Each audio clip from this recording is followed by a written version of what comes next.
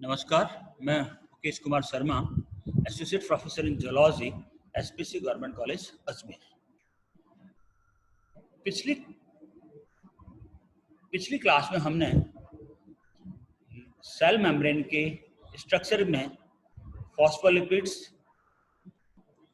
Membrane cholesterol के बारे में डिस्कस कर लिया था। आज की क्लास में हम लोग सबसे पहले प्रोटीन्स क्या फंक्शन करते हैं मेम्ब्रेन में, उसके बारे में डिस्कस करेंगे। तो प्रोटीन्स बड़ी इंपॉर्टेंट होती है सेल मेम्ब्रेन के लिए। सबसे पहला काम ये ट्रांसपोर्ट का करती है। सबसे पहला काम ट्रांसपोर्ट। इनमें दो प्रकार के ट्रांसपोर्ट्स होते हैं, एक फैसिलिटेटेड ट्रांसपोर्ट, दूसरा एक्टिव ट्रांसपोर्ट। फैसिलिटेटेड ट्रांसपोर्ट में प्रोटीन जो मॉलिक्यूल्स होते हैं वो चैनल की तरह कार्य करते हैं, और एक्टिव ट्रांसपोर्ट में प्रोटीन मॉलिक्यूल्स होते हैं वो पंप का कार्य करते हैं। यहाँ पे आप ये डायग्राम देख सकते हैं, ये वाला। इसमें आप देखिए कि ये जो प्रोटीन है, ये प्रोटीन मॉलिक्यूल है जो कि इस लिपिड फॉस्फोलिपिड मेम्ब्रेन में, ये बेसिकली इंट्रिंसिक प्रोटीन है। ये क्या कर रही है बेसिकली, ये जो मॉलिक्यूल्स है इसको ट्रांसपोर्ट कर रही है कहाँ पे, अंदर की तरफ। जबकि ये जो प्रोटीन्स है ये एटीपी का यूज करते हुए मॉलिक्यूल्स का ट्रांसफर कर रही है अंदर से बाहर की तरफ। तो ये जो प्रोटीन है ये एक्टिव ट्रांसपोर्ट की तरह काम कर रही है।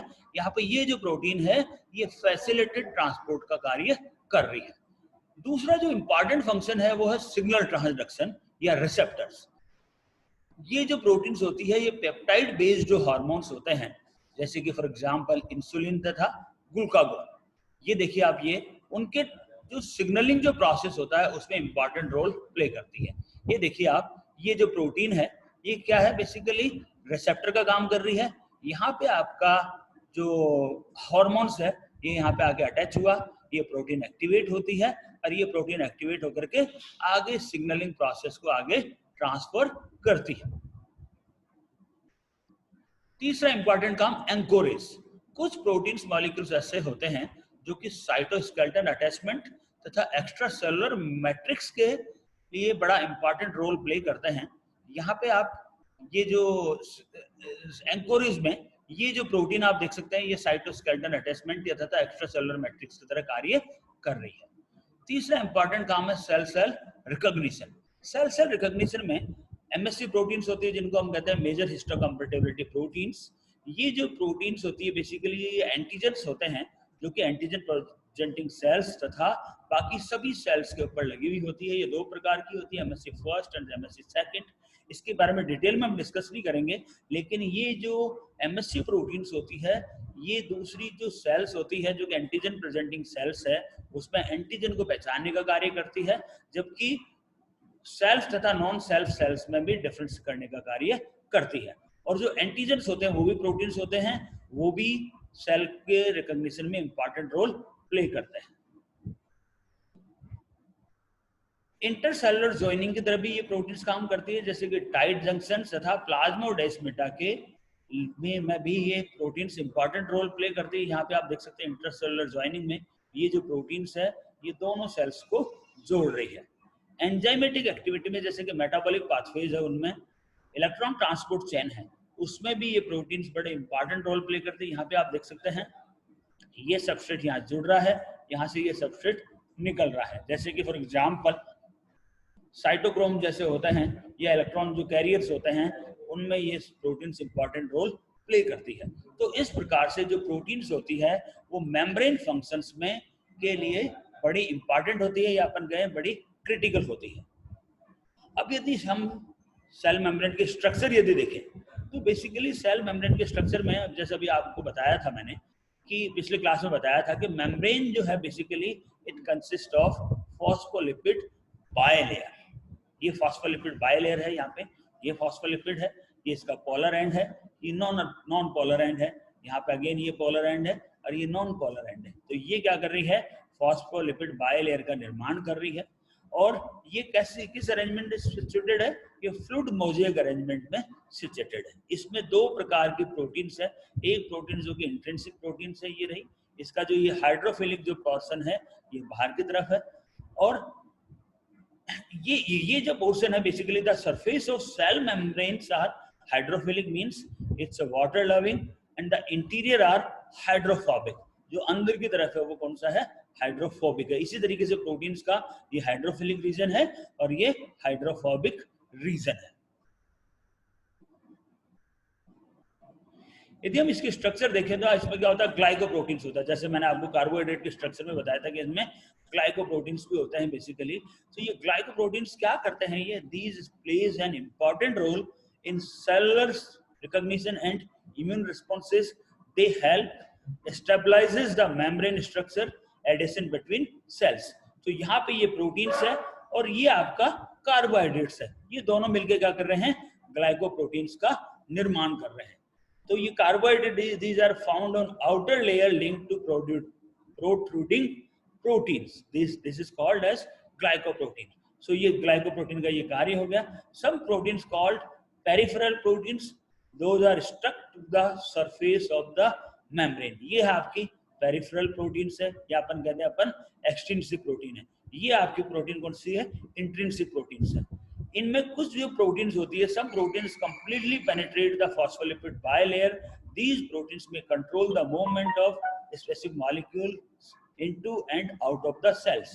पिछली जैसे स्लाइड में मैंने बताया था आपको कि ये प्रोटीन मॉलिक्यूल या तो फैसिलिटेड ट्रांसपोर्ट का कार्य कर सकती है या फिर एक्टिव ट्रांसपोर्ट का कार्य कर सकती है, जो कि एक मॉलिक्यूल को एक जगह से दूसरी जगह में पहुंचाने का कार्य कर सकती है। ये आइदर एक्सटीरियर से इंटीरियर की तरफ कर सकती है या इंटीरियर से एक्सटीरियर में मॉलिक्यूल्स को ट्रांसफर कर सकती है।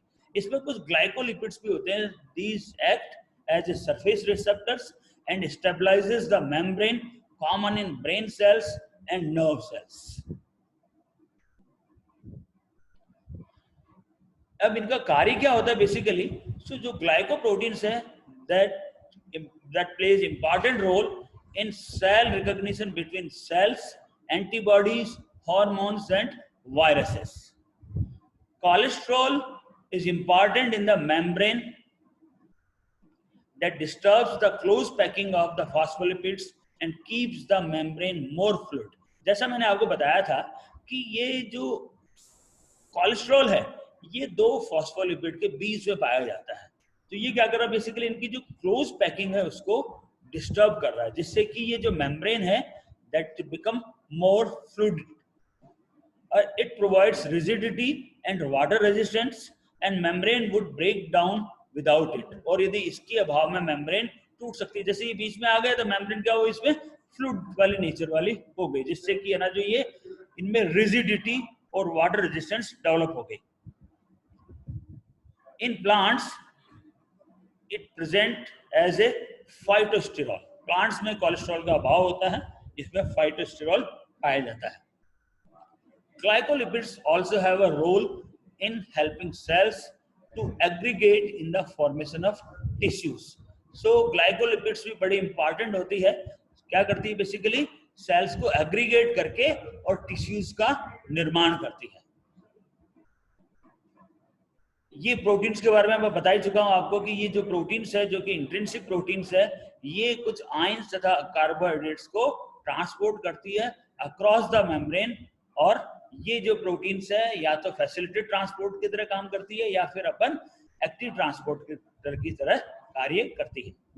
Some substances including water are transported directly through the phospholipid bilayer but mostly impermeable to water soluble molecules, most movement via proteins. So जो आपकी कुछ मॉलिक्यूल्स प्रोटीन्स के थ्रू ट्रांसपोर्ट होते हैं और कुछ मॉलिक्यूल्स जो होते हैं जो कि वाटर भी हो सकता है, वो डायरेक्टली फॉस्फोलिपिड बायलेयर के थ्रू ट्रांसपोर्ट हो जाते हैं। अब ये जो प्लाज्मा मेम्ब्रेन्स होती है, इनके मॉडल कौन कौन से होते हैं, यानी बेसिकली जो ये फ्लूइड मोज़ेक मॉडल है ये किस तरह से अस्तित्व में आया, पहले लोगों ने क्या सोचा, किस तरह से इसका मॉडल बना, इसके बारे में हम डिस्कस करते हैं। सो सबसे पहला मॉडल है Daniel Dawson model. So in 1935 J.F. Danieli and Ian Harvey proposed that oil droplets and other lipid inclusions in cells were bounded at their surface by an organized layer of the lipid and a layer of proteins. तो उन्होंने क्या माना कि ये lipid molecule है, इन्होंने एक layer बना दिया और एक ये प्रोटीन का लेयर है। इन्होंने ये माना कि एक सिंगल लेयर है ना जो फॉस्फोलिपिड की होती है और एक सिंगल लेयर प्रोटीन की होती है. So it always formed droplets, यानी oil in water, and the surface tension was much higher than that of cells. अब इसका पता कैसे लगा बेसिकली कि when ये जो डेनियल डेविसन का जो मॉडल था उसका कैसे पता लगा कि when clear electron micrograph of membrane become available, they appeared to show support for Daniel Davidson model. इसमें क्या पता लगा कि बेसिकली इनको क्या लगा कि ये दो लाइन इसमें चल रही है और बीच में बिल्कुल खाली स्पेस था. ठीक है, तो इससे पता लगा कि ये जो दोनों लाइंस है ना, ये दोनों लाइंस तो बेसिकली प्रोटीन्स की होती है और जो बीच का जो स्पेस होता है वो फॉस्फोलिपिड्स का होता है.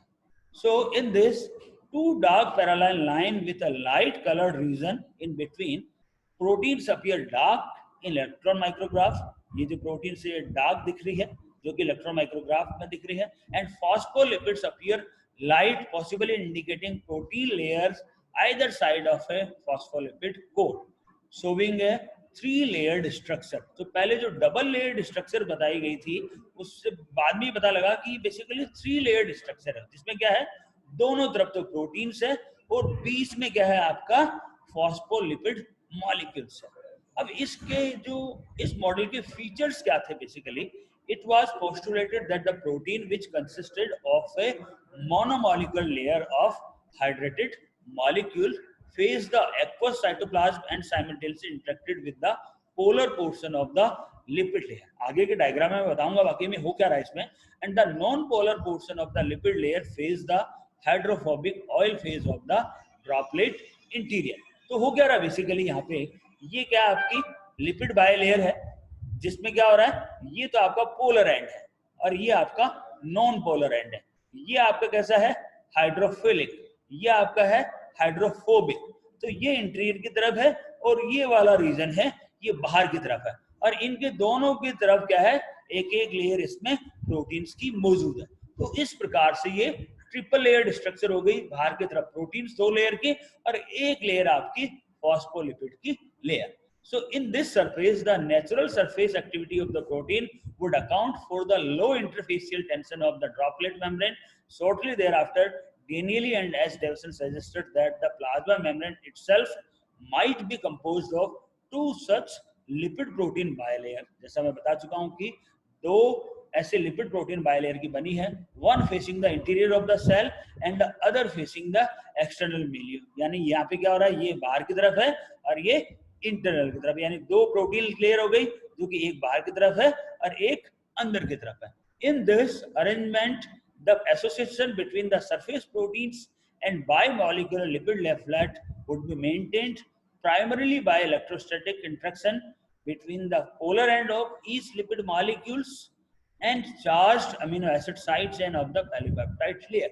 अब इसमें क्या हो रहा है, बेसिकली सरफेस जो प्रोटीन्स कैसे अटैच हो रही है, जो आपका लिपिड की जो लेयर है उसका जो पोलर एंड है उसके और जो आपकी जो प्रोटीन है उसकी जो चार्ज अमीनो एसिड्स जो साइड चेन्स है वो इसके जो आपके जो पोलर एंड है उससे इलेक्ट्रोस्टैटिक इंटरेक्शन से बाइंड हो रही है.